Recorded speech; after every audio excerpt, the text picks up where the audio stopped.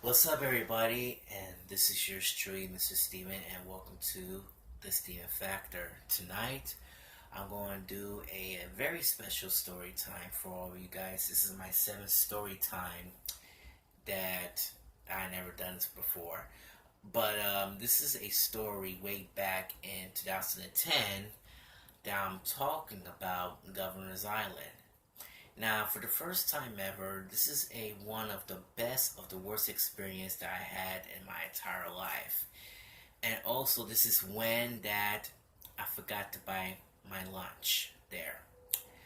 I was a student back then in 2010, and I was in the middle of the training, my job training, to be honest with you. But before I start, I don't want to give no details whatsoever, or even I'll give you some other names that I knew. But it's all started on the summer 2010, and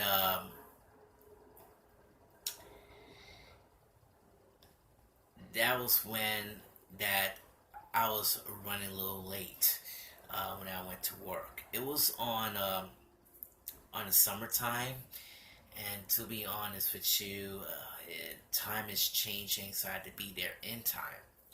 So I remembered. So I remembered that a long time ago. Um, I was woke up like 7 a.m. in the morning. Then I was trying to put on my clothes, took a shower, then put on my clothes, then eat the breakfast. And now my mom wants me to go to the store, and I decided to came back. Then I decided to rush out, and right now, my mom needs attention, and to be honest with you, I really don't like lates whatsoever. So I decided I want to prepare. Then I just went to Nevin Street, and I decided to try to buy a lunch there, um, but I refused to go there because I had to gotta be late and be there on time, and that's the really most important. It's timing.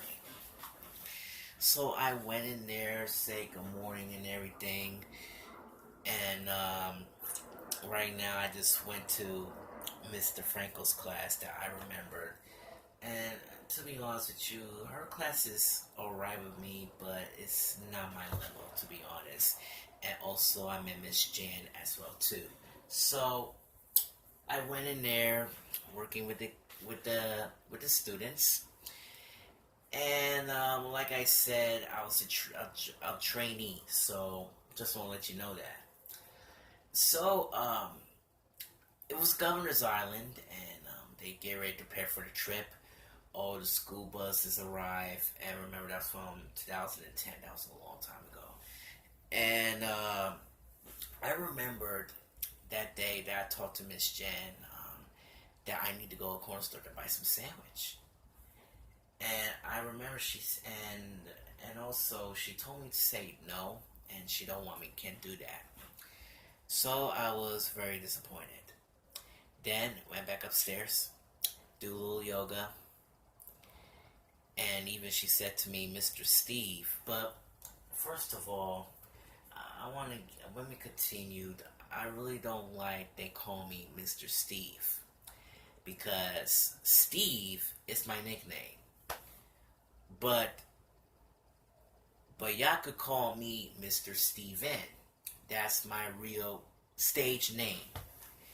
And I like Mr. Steven is way better than Mr. Steve because it doesn't feel right whatsoever. But just remember, Steve is my nickname. It's okay, but Steven is my real name. But you can call me Mr. Steven, but not Mr. Steve, and that's because I really don't like it whatsoever. Um, um, I, I remember now.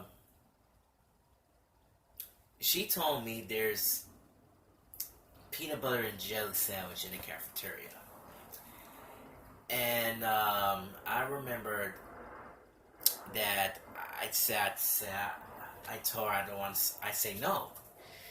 That I don't need no peanut butter and jelly sandwich because let me tell you something. Peanut butter and jelly sandwich is one of my childhood favorites back in the day, and it's my favorite too. So keep that in mind. But I just want a big sandwich with honey glazed turkey, cheese, lettuce, tomatoes, and I could eat it so I don't get my stomach growl. And so I don't want my belly to get to be growling or crying, to be honest with you.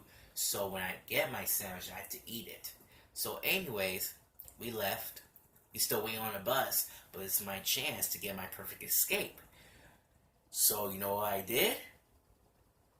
I opened the door and I decided to get ready for my perfect escape. But at the same time, I refused. And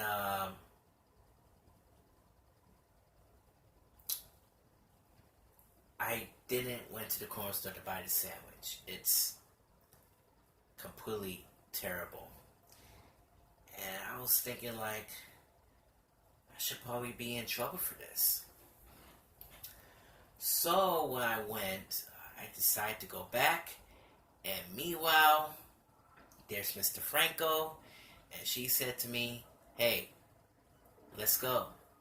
Or she said, "Hey, what are you doing? Let's go." And and that was my last chance to get my perfect escape, to get my lunch, and I didn't get it. The second time that I refused, and I'm very upset. So meanwhile, there's only one problem that is not exactly that I have in mind. All the different classes here have school buses. And us, we went walking to the subway on Neville Street. So we went on Neville Street, and we went on the train. We're going to Manhattan side, which is on Borough Park. And this is when that this ship, a bootlegged, like a tugboat ship, it goes straight to Governor's Island, and it was all, by the way. So we all arrived at Governor's Island. Even my friend Meredith was there, and to be honest with you, it was big. It was peaceful, and also there's so many activities. There's a bike, a slide, and a hot dog stand. And that's why Miss Janet asked me that, "Mr. Steve, there's a hot dog stand over there." So here's the question: how the hell there's a hot dog stand on the Governor's Island? Why? There's no fast food restaurants there in Governor's Island. I mean, seriously, Governor's Island is a historical place, but do you guys need a fast food restaurant or something like that instead of a bootlegged ass hot dog stand? That's crazy. And I felt so very miserable that time, but I just want to get out of here to get my paycheck, and that's what I want. And I will definitely tell you that in a minute. I remember one time, I just sat down there, nothing else to do. It is so quiet. People start talking all kind of stuff. And you know what they're talking about? Soap operas. Oh my God, really? Soap operas? I mean, come on. People, so many women always talking about favorite TV shows, or even primetime shows like CSI, for instance, became one of the longest running primetime in history for over 300 shows in 15 seasons. And I was like, okay. I had said to myself, take it easy, Steven. Everything's going to be just fine. Let me just sit down and wait until it's over. And to be honest with you, I I remember we arrived somewhere between like a quarter to 10. So we just spent there like, give me 1 second here.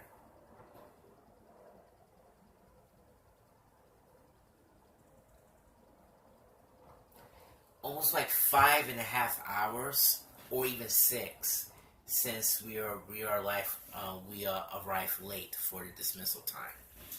So, um, anyways, talk about soap TV shows, primetime shows. Like I said, I'm very, very miserable. Dancing on the bench. Even the students trying to play one of the paras, and I shout out loud, saying I told him to sit down, and I felt very strict at that time.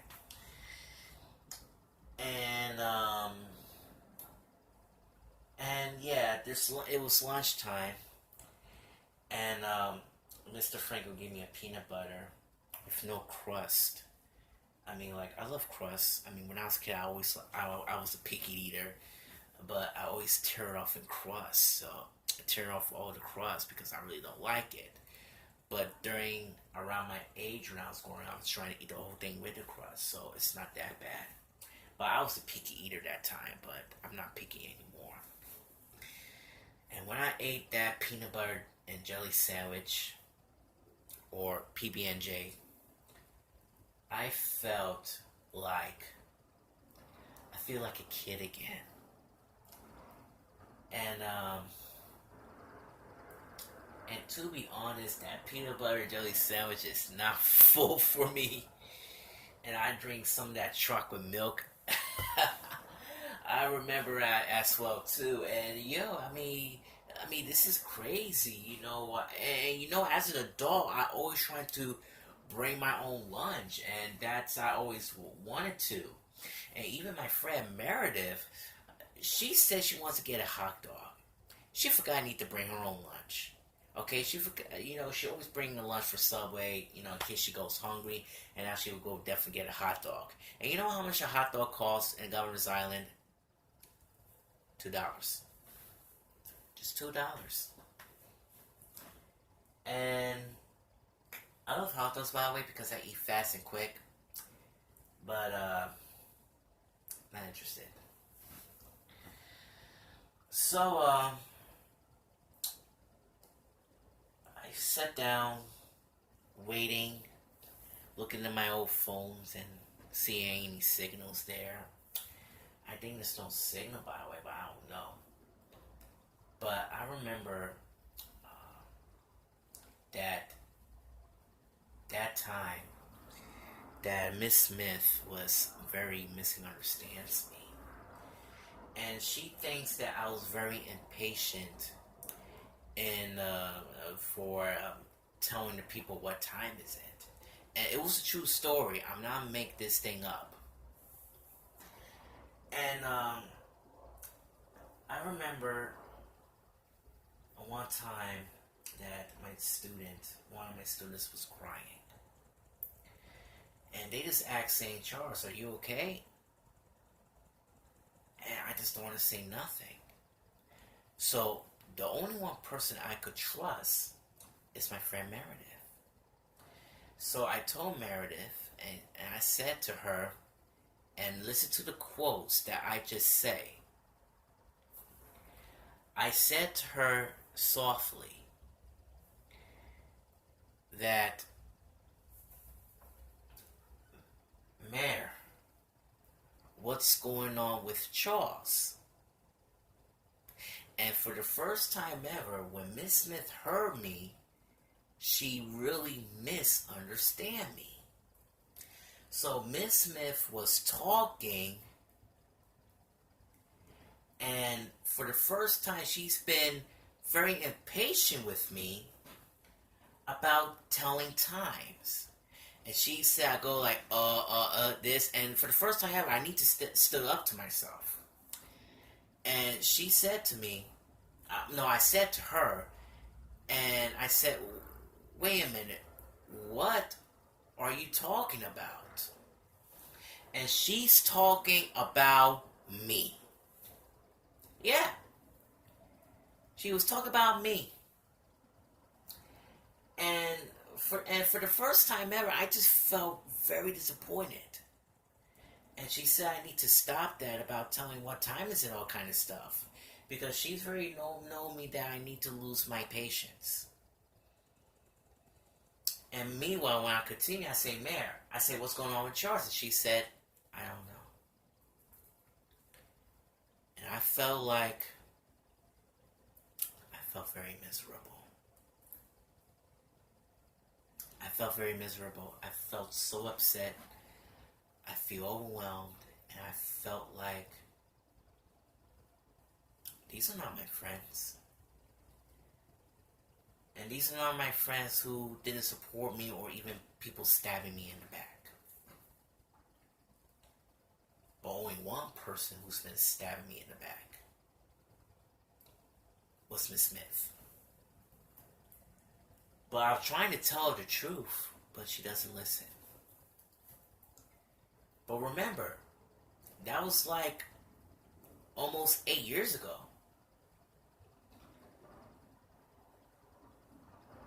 No, actually, it was 9 years ago that I remembered. 9 years ago. And I can remember ever since. So meanwhile, I tried to,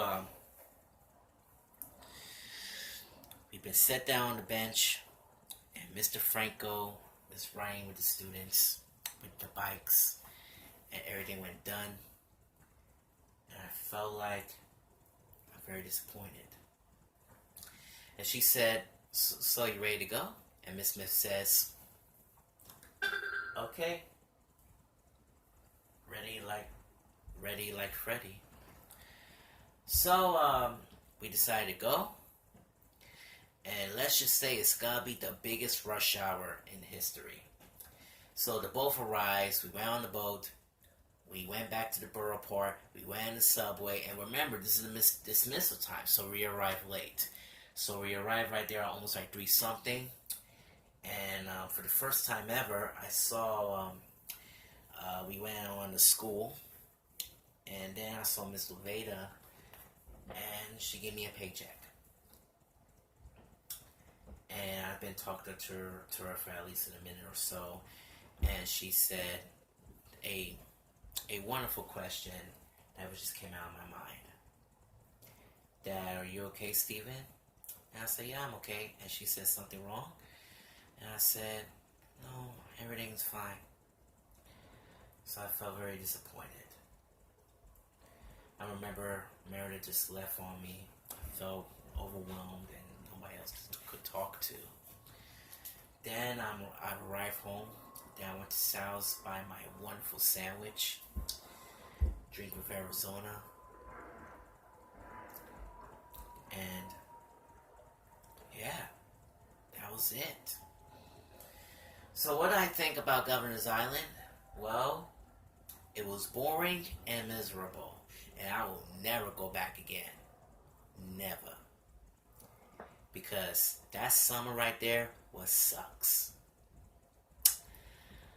And to be honest with you, if you definitely prepared to go to Governor's Island, here's my advice.